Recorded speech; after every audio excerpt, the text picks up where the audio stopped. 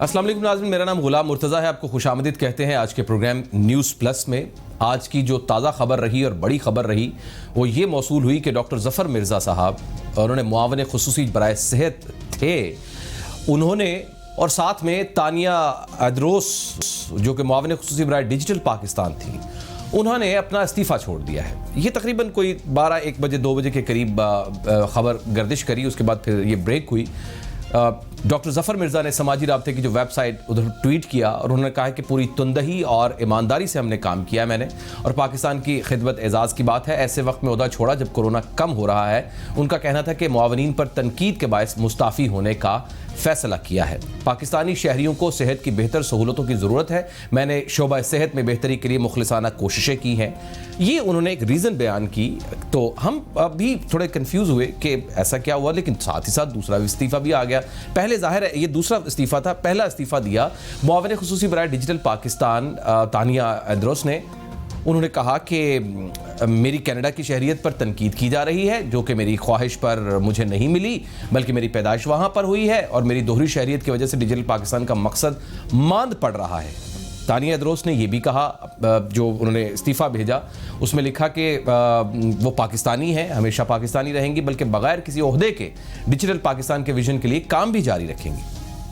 ये दो खबरें आई तो उसके बाद इसको खंगालना हमने शुरू किया कि असल में इसकी असल रीजंस क्या हुई हैं। अमूमी तौर पर जब इस्तीफ़ा दिया जाता है तो उसके पीछे बिहाइंड द सीन यही होता है कि इस्तीफ़ा लिया ही जाता है। शहबाज गुल साहब की एक ट्वीट आती है और वो ये लिखते हैं कि इस्तीफ़ा दिया गया ये दुरुस्त अल्फाज नहीं है, इस्तीफ़ा लिया गया ये दुरुस्त अल्फाज है। इसने और तक़वियत बख्शी। तो हमने मज़ीद खोज लगाई तो एक बड़ा पिंडोरा बॉक्स, एक बड़ी कहानी खुली। तो पता चला कि असल में दोनों इस्तीफ़े दिए नहीं गए हैं, दोनों इस्तीफ़े लिए गए हैं। खबर यह मौसूल हुई कि तानिया अदरोस ने डिजिटल पाकिस्तान फाउंडेशन के नाम से कंपनी बना रखी थी, जबकि डॉक्टर ज़फ़र मिर्ज़ा जो थे उन्होंने तसल्ली बख्श कारकर्दगी ना दिखाने पर इस्तीफ़ा उनसे लिया गया। अच्छा, ज़राए ने हमें यह भी बताया कि तानिया अदरोस के इस्तीफ़े की असल वजह मुफादात का टकराव था और उनकी कंपनी SCCP से रजिस्टर्ड थी, जिसके डायरेक्टर्स में जहांगीर तरीन भी शामिल थे और शायद उनके को वकील थे, वो भी इसमें शामिल थे। तानिया अदरोस की कंपनी 27 फरवरी 2020 को रजिस्टर्ड कराई गई और 28 फरवरी को वो ओहदा संभाल लेती हैं। अच्छा, ज़राए ने हमें यह भी बताया कि तानिया अदरोस की कंपनी सामने आने के बाद वज़ीर आज़म ने वजाहत मांगी थी, लेकिन वो उसका तसल्ली बख्श जवाब देने में नाकाम रही। उसके बाद वज़ीर आज़म ऑफिस की जानिब से तानिया अदरोस को मुस्ताफ़ी होने का कहा गया। दूसरी जानिब जो साबिक मुआवन खुसूसी हैं बराए सेहत डॉक्टर ज़फ़र मिर्ज़ा साहब, उनके बारे में 3 बड़े पॉइंट सामने आए हैं। एक ये कि उनकी तसल्ली बख्श कारकर्दगी ना दिखाने पर इस्तीफ़ा लिया गया है। दूसरा ये कि इंसदाद कोरोना से मुतालिक जिम्मेदारियां डॉक्टर फैसल सुल्तान निभाते रहे और वही वज़ीर आज़म की ज़ेर-ए-सदारत कोरोना इजलास में शिरकत भी करते रहे। और डॉक्टर फैसल सुल्तान को यह भी अब खबर मौसूल हो रही है कि खुसूसी सेहत का चार्ज दिए जाना का इम्कान है, अभी कन्फर्म नहीं है। ये हमें ज़राए ने बताया कि डॉक्टर ज़फ़र मिर्ज़ा अद्वियात की कीमत कम कराने में नाकाम रहे। नंबर 1, उन्होंने भारत से अद्वियात का खाम माल दरामद करने का मामला मिस हैंडल किया। नंबर 2, पुअर परफॉर्मेंस रही और सुप्रीम कोर्ट की ऑब्जर्वेशन में उनके इस्तीफे की वजूहात बनी और उनसे इस्तीफ़ा लिया गया। ये हमें बावसूख ज़राए से चीज़ें मौसूल हो रही हैं और मुख्तलिफ चैनल्स पर इसको रिपोर्ट भी किया जा रहा है कि असल कहानी जो अंदर की थी वो ये है। इसके बाद एक और ख़बर भी गर्दिश कर रही है कि शायद 2 और मुआवन खुसूसी या मुशीर है जो कि जिनसे इस्तीफ़ा लिया जा सकता है, और उनमें से एक साहब जो है वो मुख्तलिफ हवालों से मशवरे भी कर रहे हैं कि क्या किया जाए। तो आइए इसके लिए बात करते हैं और असल कहानी क्या है, अंदर की खबर जानते हैं। सीनियर सहाफ़ी एंकर पर्सन अली रज़ा रावलपिंडी से इस्लामाबाद से हमारे साथ जुड़ रहे हैं। अली साहब, बहुत बहुत शुक्रिया सर आपके वक्त का। ये जो पॉइंट्स रिपोर्ट हो रहे हैं, क्या यही वजह है? क्योंकि ये तो तय हो गया हुआ है कि ये इस्तीफ़ा दिया नहीं गया है, ये दरअसल इस्तीफ़ा लिए गए हैं, दोनों एक ही वक्त में लिए गए हैं। इसके ऊपर क्या कंफर्मेशन आई है साहब? जी बिल्कुल, अभी ऑफिशियली तो आपने गिल वाले ट्वीट का हवाला दे दिया। इससे पहले यही बात है, ये तो उन्होंने बड़े तुरमखानी के साथ कहा। मैं दोनों इस्तीफों को अलग-अलग ज़रा एलैबोरेट करूंगा कि पहले आया तानिया का, और तानिया साहिबा ने कहा कि जी ये देखें, कनाडा की नेशनलिटी लेके मेरे ऊपर बड़ा इल्ज़ाम लगाया गया था और इस वजह से मैं बड़ी ईमानदारी और आला ज़र्फ़ी का मुज़ाहरा करते हुए, कुछ दरमियान के लफ्ज़ मेरे अपने हैं, खुलासा उनके अल्फाज का यही था कि जनाब मैं रिज़ाइन दे रही हूँ और मुस्ताफ़ी हो रही हूँ। और उन्होंने कहा जी कि असल में ये तानिया, आपको याद होगा, ये तानिया साहिबा वो हैं जिनको ये पहले गूगल में काम कर रही थी, अमेरिका में थी, अमेरिका से इनकी ट्रांसफर हुई, ये सिंगापुर चली गई, कैनेडियन नेशनल हैं जी। और इन्होंने जब ये आई पाकिस्तान में तो वजीर आज़म इमरान खान ने अपने खिताब में बड़े बरमला अंदाज में कहा था, इनकी तारीफ की थी। वजीर आज़म इमरान खान ने कहा था कि तानिया का, मुझे ये तो नहीं पता कि तानिया गूगल से कितनी तनख्वाह ले रही थी, लेकिन मुझे बहरहाल इस बात की बड़ी खुशी है कि उन्होंने मुल्क के लिए बड़ा अजीम कारनामा सर अंजाम देते हुए पाकिस्तान आ गई हैं अपनी नौकरी छोड़ के, और उनका यहाँ आना जो है इस मुल्क के लिए भी बड़ा अच्छा होगा और उनकी अपनी जिंदगी के कैरियर के लिए भी एक बहुत अच्छा टर्न साबित होगा। सही। अच्छा, आपने भी हवाला दिया और यही बात हमारे भी तहकीकात में सामने आई और मैंने अपने शो में भी इसका हवाला दिया कि ये जहांगीर तरीन साहिब सिर्फ इसके मेंबर नहीं थे, इनकी SCCP में रजिस्टर्ड जो कंपनी थी उसके बोर्ड ऑफ डायरेक्टर्स में नहीं थे उस फर्म में, बल्कि जहांगीर तरीन साहब इनको लाने वालों में भी शामिल थे। ये भी आप ज़हन में रखिए कि जहांगीर तरीन साहब ही इनको कहीं इनकी इन्वेंशन की, उन्होंने उनको बहुत ढूंढा, तलाश किया। इतना ज़्यादा टैलेंट की तलाश होती है हर जगह पे, तो जहांगीर तरीन ने इस टैलेंट को तलाश किया, दरियाफ्त किया सिंगापुर से और वो पाकिस्तान में लेके और उस टैलेंट ने पाकिस्तान में आके डिजिटल पाकिस्तान की बुनियाद रखी और पाकिस्तान को डिजिटलाइज करने का जो सारे का सारा काम है वो इनके हवाले हो गया। अब अगली बात मैं आपको जो बताऊं, आपने आधी बात बताई है, अगली मैं बता देता हूं। जी जी प्लीज। कि मेरे मुबैना तौर पर मेरे जराए का कहना ये है कि ये इन्होंने अपना चार्ज संभालने से एक दिन पहले तो आके SCCP से पहले रजिस्ट्रेशन करवा ली अपनी कंपनी की और फिर पाकिस्तान आई और फिर अपने ओहदा इन्होंने संभाला। लेकिन इन्होंने जो पहला डिजिटल पाकिस्तान का जो पहला प्रोजेक्ट और पहला ठेका है, कोई मुबैना तौर पर 1 अरब रुपए के राउंड अबाउट का वो ठेका था जो मौसूफा की अपनी कंपनी को इन्होंने खुद दिया। तो ये बिलियन ऑफ रुपीस की करप्शन है इसमें। और ये तानिया साहिबा जो हैं जिन्होंने बड़ा अखलाकियात का भाषण देते हुए रिजाइन दिया है, वो अपना ठीक ठाक खांचा लगा के गई हैं और कोई इतने आराम प्यार मोहब्बत से कोई नहीं गई। और उनकी ये मुल्क खुदादात पाकिस्तान के लिए ये जो खिदमात हैं कि वो उन्होंने 1 अरब का, कम अज कम 1 अरब का मेरे जराए कहते हैं, शायद ज्यादा भी हो, तो अरबों रुपए का आप कह लें कि जो टीका लगाया है मुबैना तौर पर, ये जनाब इमरान खान की टेबल पे रिसर्च हो चुकी है, वो रिपोर्ट पहुंच चुकी है। ये ज़बानी कलामी की बात नहीं है। इमरान खान साहब का अपना एक नेटवर्क बड़ा शानदार है। उस नेटवर्क के जरिए वो, बाकी तो एक जो तरीके हैं, ज़ाहिर है आपको पता है, सरबराह ममलिकत के पास हजारों जगह होती हैं जिनके जरिए वो उनको रिपोर्ट पहुंच जाती हैं। वज़ीर आज़म इमरान खान ने इसकी तहकीकात करवाई, उनकी रिपोर्ट उनकी फाइनल टेबल पर जब पहुंच गई तो फिर इनको कहा गया कि खातून मोहतरमा आप तशरीफ ले जाइए, आपने पाकिस्तान की जितनी शानदार अंदाज में खिदमत करनी थी आपने कर दी है, तो इसलिए ये किनारा हो गई। अब अगली बात आ गई, अभी इसी पे थोड़ा सा मैं और बात करूंगा। ये आ गए जी डुअल नेशनैलिटी का मामला। अब आते हैं, तानिया साहिबा ने ट्वीट किया कि मैं डुअल नेशनैलिटी की वजह से छोड़ रही हूँ। बड़ी अच्छी बात है, आपने बड़े अखलाकियात का मुजाहरा किया। अब हम सवाल ये करते हैं कि वजीर आजम की 15 जो मुआमिनीन हैं, उन 15 मुआमिनीन में से 7 दोहरी शहरियत वाले हैं या बैरून मुल्क मुकीम रहे हैं, तो उन बाकी 6 में से कौन 6 जो हैं वो कब गैरत का मुजाहरा करेंगे और अपनी दोहरी नेशनैलिटी से दस्तबरदार होंगे? या तो दोहरी से दस्तबरदार हो जाएंगे और या फिर अपनी इस यहाँ से मोमिनशिप जो है, जो पाकिस्तान से मफाद ले रहे हैं, जो पाकिस्तान की पॉलिसी साजी में शामिल है, उससे कब जान छोड़ेंगे?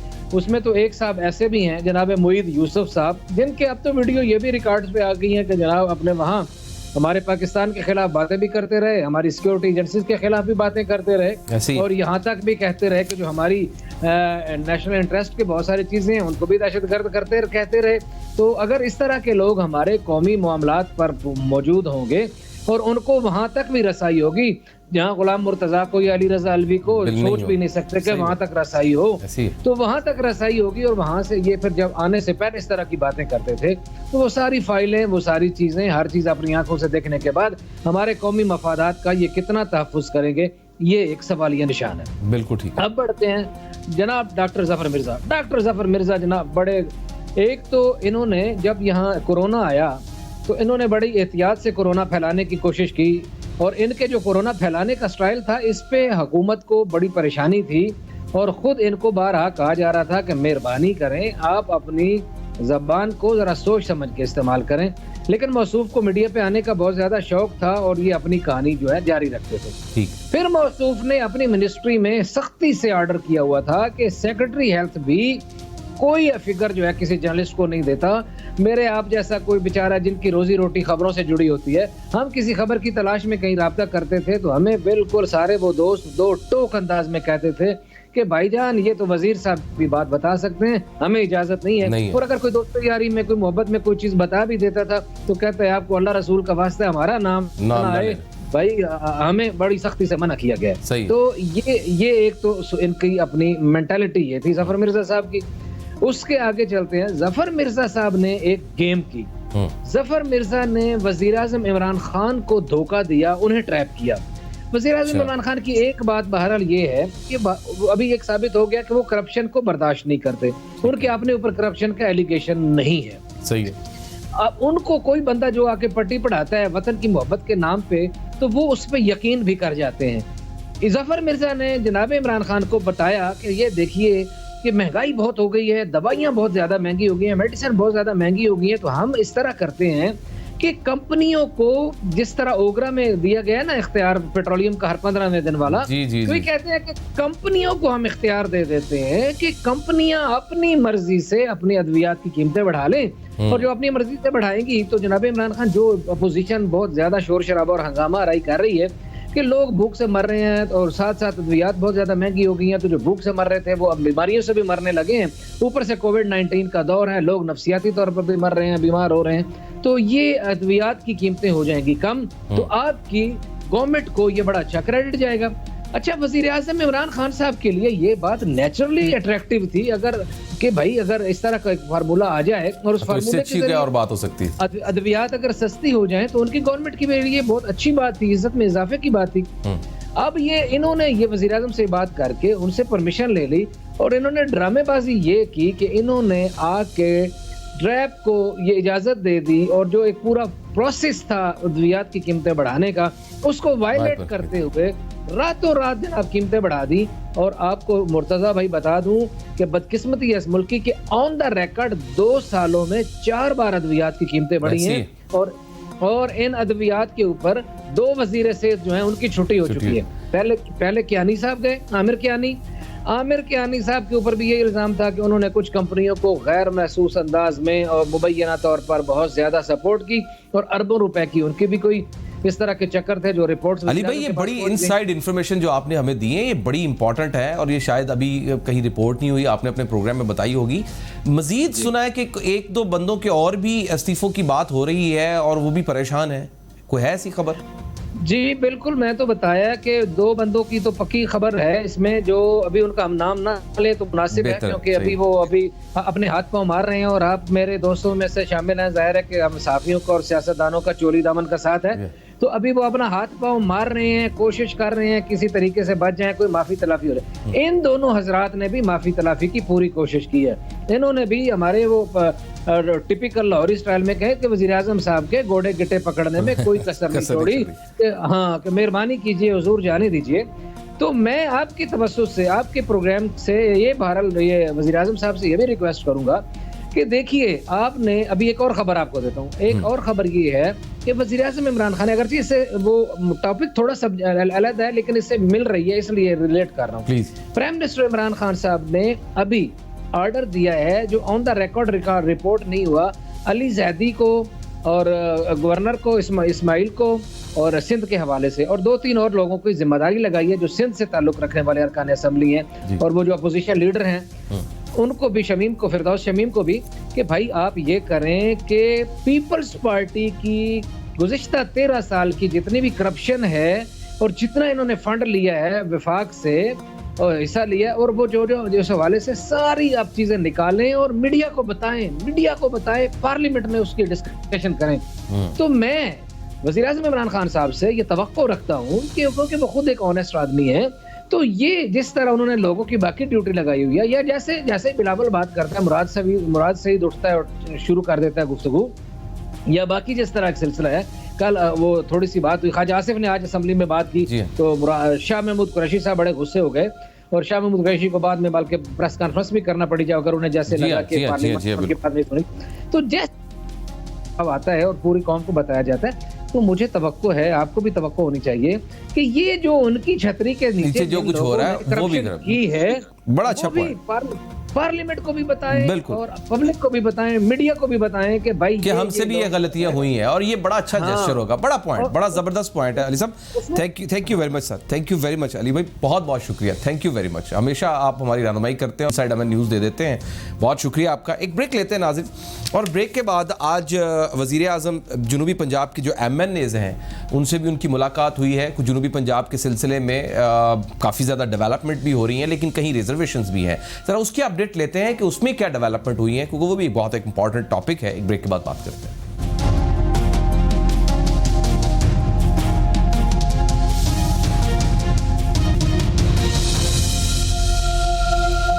ब्रेक के बाद आपको खुशामदीद कहते हैं। जनूबी पंजाब के बारे में ये मैनिफेस्टो का एक हिस्सा भी था पाकिस्तान तहरीक इंसाफ का, उन्होंने हुकूमत बनाई।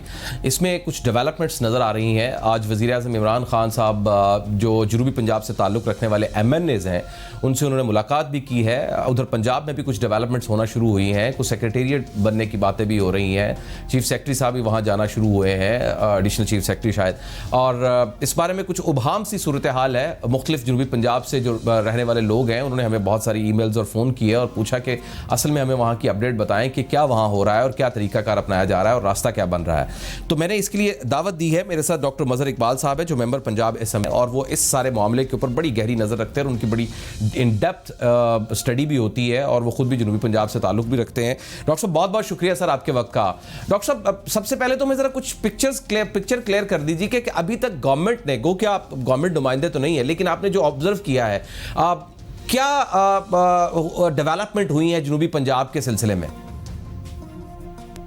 देखिए, जनूबी पंजाब के सिलसिले में इन्होंने जब हुकूमत शुरू हुई तो एक जो थी वो कौंसिल बनाई और उसमें काफ़ी सारे लोगों को शामिल किया, जिसमें कुछ ब्यूरोक्रेट्स थे और कुछ इनकी हुकूमती पार्टी के नुमाइंदे थे, और उनको चेयरमैन उनके जो थे एक नॉन इलेक्टेड जो इलेक्शन में वहाँ से डिफीट हुए थे चिश्तिया से, ताहिर बशीर चीमा साहब, उनको उसका चेयरमैन बनाया। सही। उसका ऑफिस बनाया इन्होंने 7 क्लब रोड पे, और वहाँ पर यानी, लेकिन उसकी अगर आप ऑफिशियली प्रोसीडिंग्स देखें तो 1 या 2 मीटिंग्स के अलावा कोई बाद में मीटिंग नहीं हुई, बल्कि वहां से ऑफिस भी बाज चार्जेस की वजह से वहां से खत्म कर दिया गया। Very true. और फिर आप देखें कि ना असेंबली के फ्लोर पे मैंने खुद कई दफा ये करारदाद जमा कराई कि जब आप जनूबी पंजाब का 30% बजट और कहते हैं कि पॉलिसी कमीशन भी वहां पर अलहदा होगा और उनकी सीटें भी कोटा मुकर्रर किया जाएगा बैकवर्ड एरियाज का और जनूबी पंजाब के लिए,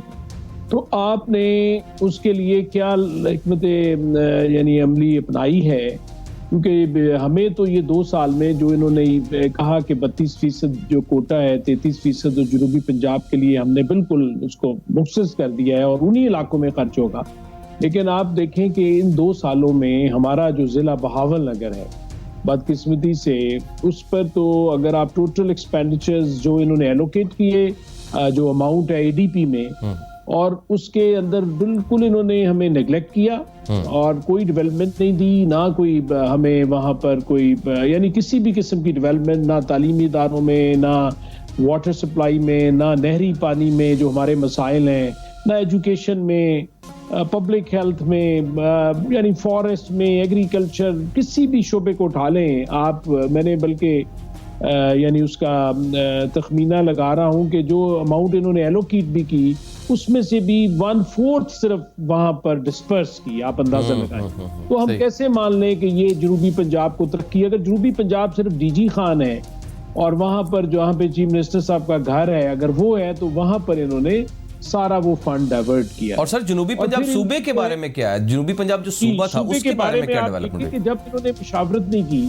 और जब हमने यानी बहावलपुर सूबा यानी भावनगर जो जिला है, जो रहीम यार खान है, जो बहावलपुर के लोग हैं, और ये सारे जो हैं हम इसको यानी बिना तफरीक, ख्वाब वो तहरीक इंसाफ में MNAs हैं या पीपल्स पार्टी में है या वो मुस्लिम लीग नून में है, उन सब का एक ही मौक़िफ़ है कि हमें बहावलपुर सूबा दिया जाए और उस पर सैर हसल बहस की जाए। और यही मुस्लिम लीग नून का मौक़िफ़ था। इसी करारदाद पास हुई थी कि बहावलपुर और मुल्तान या जनूबी पंजाब उसे कह लें, ये जो सूबा है इसके ऊपर सैर हासिल बहस होगी। और ये जो इन्होंने फोरम बनाया था उसका मकसद भी यही था कि ये सारे स्टेक होल्डर्स को वो एतमाद में ले, उनसे डिस्कशन में जाए, फिर उसकी सिफारिशात मरतब करे। लेकिन इन्होंने 2 साल जाया कर दिए। अब इन्होंने जब पब्लिक प्रेशर पड़ा तो इन्होंने वो जनूबी पंजाब का एक अजीब सा जो है वो चूचू का मरबा बना दिया कि 3 इन्होंने सूबाई सेक्रेटरीट बना दिए, एक बहावलपुर में, एक मुल्तान में और एक डीजी खान में, और एक वहां पर एडिशनल चीफ सेक्रेटरी साहब दे दिए और एक एडिशनल आईजी दे दिए, और कहा कि ये वहां पर 2-2 दिन जो है वो हफ्ते में तीनों जगह पे बैठेंगे। बट जोक यानी जो है, एक तो हमारे फंड जो इन्होंने वो जो है गसब कर लिए, दूसरा ये है कि वहां पर यहाँ पर एमपीएस हजरात तो प्रोविंशियल असेंबली में आएंगे, यहाँ पर सारी एडमिनिस्ट्रेशन कंट्रोल तो यहाँ पे लाहौर का है।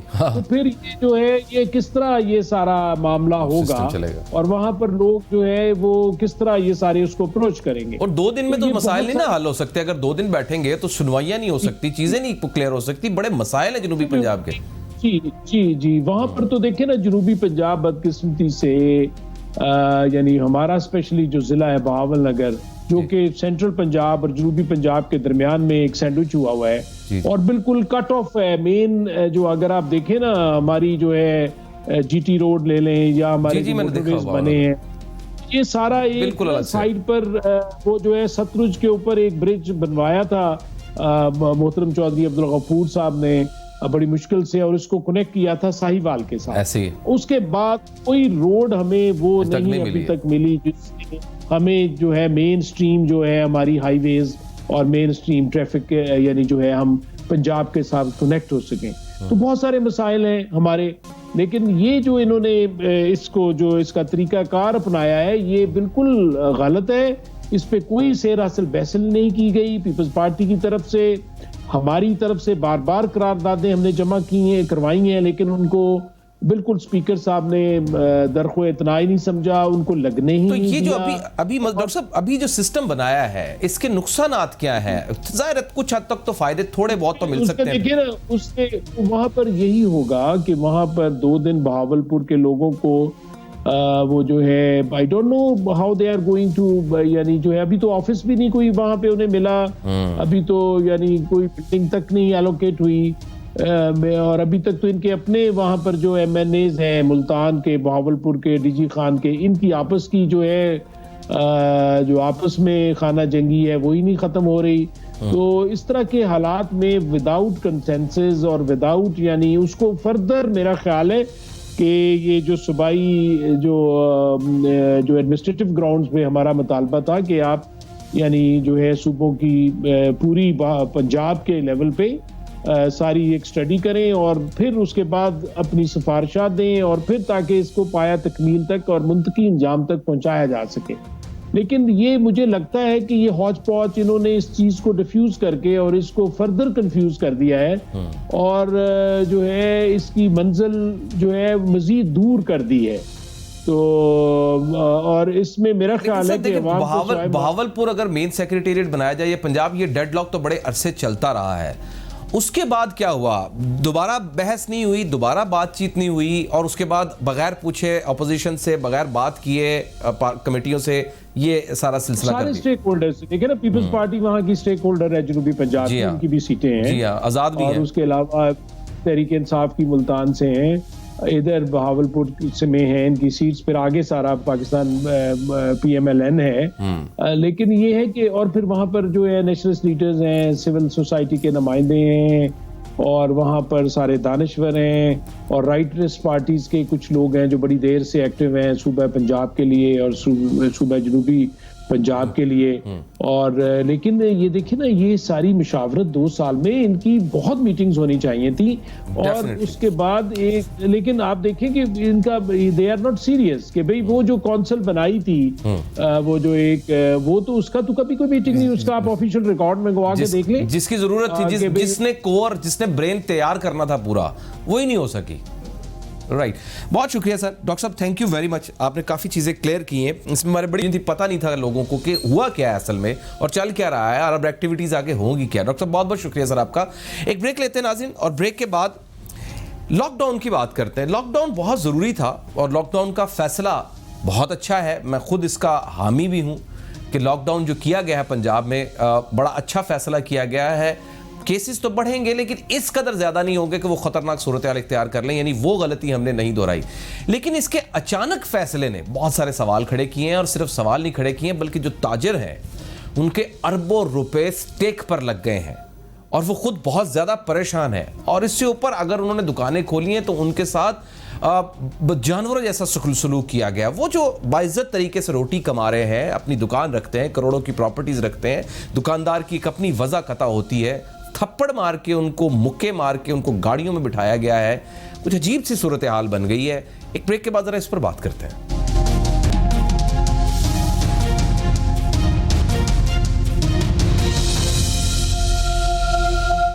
ब्रेक के बाद आपको खुशामदीद कहते हैं। लॉकडाउन चल रहा है पूरे पंजाब के अंदर, खास तौर पर लॉकडाउन चल रहा है और इसको कुछ हद तक सताइश भी मिल रही है कि जी लॉकडाउन अच्छा किया, लॉकडाउन करने से बहुत फ़ायदा होगा। मेडिकली भी इसको बड़ा पॉजिटिव समझा जा रहा है। लेकिन जिस तरह से वज़ीर-ए-आज़म इमरान खान साहब खुद कहते थे कि मैं अगर पूरे पाकिस्तान में लॉकडाउन या कर्फ्यू की पोजीशन कर देता तो जो गरीब तबका था उसका क्या बनता, दिहाड़ीदार तबके का बनता, यानी कि वो एक ऐसा कोर पॉइंट था जिसको खुद वज़ीर-ए-आज़म साहब समझ रहे थे। उनकी इस बात को बड़ा अप्रिशिएट किया गया, उनकी स्मार्ट लॉकडाउन पॉलिसी को पूरी दुनिया में सराहा गया, मैं खुद उसका मोतरफ हुआ। फिर उन्होंने जिस तरह से वो एहसास प्रोग्राम का आगाज़ किया उसके दौरान में वो भी बड़ा पॉजिटिव रहा, वो ट्रेंड बड़ा अच्छा चला। गो कि अभी बेरोज़गारी हुई है, अभी भी गुर्बत बढ़ी है, अभी भी महंगाई में इजाफा हुआ है, लेकिन जिस पीक पर होना चाहिए था इस कोरोना की वजह से, जैसे हम दूसरी दुनिया में देखते हैं, वैसा नहीं हुआ है। लेकिन अब की बार जो लॉकडाउन का फैसला हुआ है इसने तो सारी ताजिर बिरादरी को हिला के रख दिया है, बल्कि रुला के रख दिया है, और वो शदीद अजियत और कर्ब में है। क्या ये अच्छा होता कि आप 10, 12, 15 दिन पहले 10-15 तारीख तक एक फैसला करके एक नोटिफिकेशन जारी कर देते कि जनाब फलां तारीख से ये नोटिफिकेशन आ चुका है, ये बंद होगा और उसके बाद से फिर चलेगा, उसके बाद से फिर आप ये लॉकडाउन चलेगा, फ्राइडे से स्टार्ट हो जाएगा या आपसे 3-4 दिन पहले से स्टार्ट हो जाएगा। लेकिन ऐसा नहीं किया और अचानक चंद घंटों में और लोगों के अरबों रुपए डूब गए हैं। तो मैं इसके लिए बात करता हूं अजमल बलोच साहब, सदर ऑल पाकिस्तान अंजुमन ताजरान, मेरे साथ जुड़ रहे हैं इस्लामाबाद से। बहुत बहुत शुक्रिया सर आपके वक्त का। ये फरमाइएगा कि क्या ये वाकई नुकसान हुआ है ताजरों का? और मैंने कुछ फुटेजेस देखी कि कुछ दुकानदारों ने दुकान खोलने की भी कोशिश की तो उनके साथ बहुत जानवरों जैसा सलूक किया गया, उन्हें मारा पीटा गया, बाकायदा उनके साथ बड़ी तजलील अमेज रवैया इख्तियार किया गया। वाकई नुकसान हुआ, किस नौयत का नुकसान हुआ है अचानक इस फैसले से? जी बिस्मिल्लाहिर्रहमानिर्रहीम, इसमें कोई शक नहीं है कि सबसे पहला नुकसान तो ये किया गया कि पूरे मुल्क में किसी जगह पे लॉकडाउन नहीं है और सिर्फ पंजाब में किया गया। ये सबसे बड़ी ज्यादती है ताजर के साथ और इन दिनों में। दूसरी ज्यादती कि फिर जब लोगों ने दुकानें खोलने की कोशिश की और उनके साथ जो रवैया इख्तियार किया गया ताजर बरादरी के साथ, पिछली मतलब बड़ा अरसा हो गया है, मुझे भी 22 साल हो गए हैं ताजरों की नुमाइंदगी करते, इस तरह का रवैया हमने किसी जगह पे भी नहीं देखा। जिस तरह पुलिस को छोड़ दिया गया हमारे ऊपर और उन्होंने लाठियां, और जिस तरह आपने देखा, मीडिया ने देखा कि चपेड़े मार रहे हैं, डंडे मार रहे हैं, ठुड्डे मार रहे हैं, और ये तो यहाँ तो उन्होंने देखा था ना कि मोबाइल हैं, लोग बना लेंगे तस्वीरें, आगे जाके क्या किया होगा इन्होंने। तो मुझे तो हैरानगी हो रही है कि देखें ताजर के पास सारा माल उधार का होता है, 80-90% उधार का माल होता है और ये इन दिनों में खरीद लाता है। देखिए हमारे यहाँ आम 2 दफा पकते हैं साल में, एक छोटी ईद पे और एक बड़ी ईद पे। सही। अब अगर कह दिया जाए कि जी पेड़ पे जो आम पके हैं वो आप 4 दिन नहीं तोड़ सकते क्योंकि कोरोना आ रहा है, और कोरोना जब गुजर जाएगा फिर तोड़ लें, तो उस 4 दिन में वो जब गिर जाएंगे तो मेरे किस काम के? अब ये कहते हैं ईद के बाद आप खोल लेना, तो ईद के बाद मेरा किस काम का है? वो तो इक्का दुक्का कोई आता रहेगा, सिर्फ मेरी रोटी पानी, मैं किराया कहाँ से दूंगा, मैं मुलाजमीन को तनख्वाह कहाँ से दूंगा, मेरे अखराजात कहाँ से निकलेंगे, मैं जिससे माल लाया उसको पैसे कहाँ से दूंगा? तो ये इसमें अजमल साहब होना क्या चाहिए था, यानी कि होना क्या चाहिए था? पहले से अनाउंस कर देते, क्या होना क्या चाहिए था? यानी लॉकडाउन भी जरूरी है। देखिए जरूरत ही कोई नहीं थी। मेरे साथ कई इनके जो मुशीर हैं, गैर मुंतखब मुशीरों ने कई चैनल पे बात की है। मैं उनसे, मेरा एक ही सवाल है कि पिछली ईद में और इस ईद में सबको पता है फर्क होता है। लोग जानवर खरीदने जाते हैं, ना कोई कपड़े खरीदता है, ना कोई जूते खरीदता है, सिर्फ बच्चों के लिए चीजें इक्का दुक्का लोग या खवातीन होती हैं, कोई रश नहीं है। आज भी देखें अच्छा अजमल भाई, मैं आपकी इस बात से इत्तेफाक नहीं करता, मैं हमेशा आपकी बात को बड़ा सेकंड करता हूं, लेकिन मैं आपकी इस बात से इत्तेफाक नहीं करता। ये मेरी जाती ऑब्जर्वेशन है कि जब नोटिफिकेशन आया ना दोपहर को, तो उससे 4 से 5 घंटे तक मैं खुद इस लाहौर जी, की जी। ट्रैफिक में 5 घंटे तक फंसा रहा हूं। नहीं, मैं खुद सर, जाती तौर पर, और मैं मार्केटें और खचाखच थी। मैं आपकी सर मैं इस बात का जवाब देता हूँ ना कि देखिए इस्लामाबाद में नोटिफिकेशन कोई नहीं आया कि खुली रहेंगी दुकानें, कोई रश नहीं है। पंजाब में रश हुआ है इस वजह से कि हमारे जो वजीर इत्तलात पंजाब हैं उन्होंने देर नहीं की, अभी नोटिफिकेशन आया था, हाँ, पहले से उन्होंने अनाउंस कर सुबह दिया। ही कह दिया कि कोई वो पहले अनाउंस कर दिया कि जनाब रात 12 बजे हम लॉकडाउन कर देंगे। जितनी पब्लिक थी उनको खतरा हो गया कि भाई मार्केटों में कैसे जाएंगे, ईद आ जाएगी। सही बात तो है। लोग दौड़ पड़े और इतना ये सूरत हाल हो गई कि लोगों को गुजरना मुश्किल हो गया। और ये सबसे जितना कोरोना शायद 4 दिनों में नहीं आना था, इतना लोगों ने लपेट लिया होगा उसी दिन। जाहिर। फिर अगले दिन कल की बात कर रहा हूँ जब ताजरों को रोका गया तो फिर ताजर हर मार्केट में सैकड़ों की तादाद में इकट्ठे हो गए। क्या वहां पे एसओपी के नजर नहीं आ रही थी पुलिस को? और भाई हमारा काम है ऐसी प्लानिंग करें कि लोग इकट्ठे ना हो सके। हाँ। देखिए बस में 50 लोग सफर कर सकते हैं बगैर किसी मास्क के। कोई किस कंडक्टर के पास सैनिटाइजर होता है या किस टैक्सी में या किस वैगन में? अच्छा, लोग मुझे जा रहे हैं, लेकिन दुकान में अजीब मंतक है कि 3 लोग दुकान में नहीं खड़े हो सकते, बेशक 50 लोग बस में सफर कर लें। अच्छा अजमान भाई, मुझे ये भी खबर मिली है कि गुस्सा इस कदर बढ़ गया है कि अब ईद के बाद आप ठीक ठाक कोई एहतजाज करने वाले हैं, और आप लोगों ने मतलब बहुत बड़ी प्लानिंग की हुई है। क्या ये बात ठीक है? वाकई कोई एग्रेशन? सर देखिए बिल्कुल सर, हर ताजिर इस वक्त तपा हुआ है। ताजिर को एक आग सी लगी हुई है हुकूमत के खिलाफ। यकीन करें पंजाब के ताजिर को देखें, आपने किसी के करीब जाकर देखें, वो मतलब वो गालियां दे रहा है जो हम भी नहीं सुन सकते हैं। लेकिन इसका जिम्मेदार कौन है? इसका जिम्मेदार मैं तो कहूंगा इसका जिम्मेदार उस्मान बुज़दार है। और भाई खुदा का वास्ता वजीर आजम साहब, आप कहते हैं सेकंड ये वसीम अकरम है, तो यार वसीम अकरम को इतना पता नहीं है कि मैंने गेंद कहाँ फेंकनी है? सही बात। मैंने यारकर मारना है इस वक्त? नहीं, अगर ये फैसला अगर 15 तारीख को कर लिया जाता कि जनाब आपके 22 तारीख से या 24 तारीख से या 27 तारीख से आपका लॉकडाउन स्टार्ट हो जाएगा, तो क्या तब भी इतना ही नुकसान होता? जो खरीदारी किसी ने करनी कर ले। तो देखिए आसान था। आज आपने देखा कि मैं तो पिछले 5-7 दिन से कह रहा हूं कि गैर मुंतखब मुशीरों ने हमें बर्बाद कर दिया और इस हुकूमत को भी ले डूबेंगे। 2 तो आज चले गए हैं। इसी तरह मेरी गुजारिश है बाकियों से भी जान छुड़ाएं। जो कुछ तरीके इंसाफ के लोग हैं जो मुंतखब हैं, वजीर आजम साहब मेहरबानी करें उनको साथ रखें। और एक काम जरूर करें, मैं भी 70-80 लाख लोगों का नुमाइंदा हूं, पिछले 22 साल से मेरी भी जद्दोजहद है। कोई ऐसा बंदा, तरीके इंसाफ तो पढ़े लिखे लोगों की जमात है। ये तो कहते हैं हमारे तो हाईली एजुकेटेड लोग थे, वो हैं। प्लानिंग का फुकदान अजमल साहब, प्लानिंग का फुकदान और प्लानिंग के बाद जो मशवरे आते हैं वो बड़ा खराब होते हैं। मैं माजरत के साथ बात करूंगा सर, उस्मान बुज़दार की जगह कोई 11 करोड़ लोगों में से पंजाब में कोई शख्स नहीं मिला तरीके इंसाफ को पढ़ा लिखा समझदार जो ये प्लानिंग करना जानता हो। जो देखे ना, कोई प्लानिंग कहीं आपको वजीर आला साहब नजर आते हैं कि वो कोई ऐसी मीटिंग कर रहे हो? देखिए जब तक आप स्टेक होल्डर्स के साथ नहीं बैठेंगे, ऊपर कमेटियां जितनी बनी है जिसको वजीर आजम साहब हेड करते हैं, मैं पार्लिमानी कमेटी में गया, उल्टा सियासतदानों ने हमारा मजाक उड़ाया। आप लोगों को हर वक्त दुकान। मैं सर समझ सकता हूँ, मैं इस दुख को बड़े करीब से समझ सकता हूँ जो आप लोगों के साथ बीता है। ये मिसमैनेजमेंट है, गलत प्लानिंग है। बहुत बहुत शुक्रिया अजमल बलोच साहब, आपका जो दुख है वो बिल्कुल ठीक है, बहुत नुकसान हुआ है। कल मेरे प्रोग्राम का वक्त खत्म हो रहा है नाजरीन, वरना मज़ीद बात करता। अल्लाह ने के बाद।